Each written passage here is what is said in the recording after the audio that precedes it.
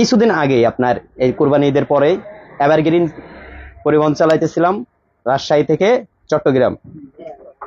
ওইসুম জাহাঙ্গীরনগরের আগে একটা প্রাইভেট পিছন থেকে পুলিশের হুইসেল মারতেছে আর লেজার মারে আমারে। তো রাত বাজে 1:30, হয়তো ডিবি টিভি হইতে পারে, আমার যেহেতু এসি গাড়ি, আমি এর জন্য স্লো করছি। স্লো করার পরে এই বরাবর আসার পরে আমাকে বলে গাড়িটা বাই চাপাও। আমি কই ঠিক আছে, আপনি বামে যান, আমি চাপাচ্ছি। এইভাবে বইলা আমি তাদের বামে লইছি। বামে নেওয়ার পরে আমি এই পাশে হেল্পারকে বলে দিছি আগে গেটের সুইচের চাপ দিবা না, আমি কথা বলি তারপরে। তো ওই বরাবরে আমি চাপানোর পরে প্রাইভেটের পিছন থেকে 3জন লোক নেমে আসলো, একজন সামনে আর একজন দৌড় মারে ডাইন পাশে, আর বাম পাশের জন গেট ঠাবায় বলতেছে গেট খোলেন। তো ডাইন পাশে আমি যে গিলাস খুলছি, গিলাস খোলার পরে আমরা থাবা দিয়ে বলে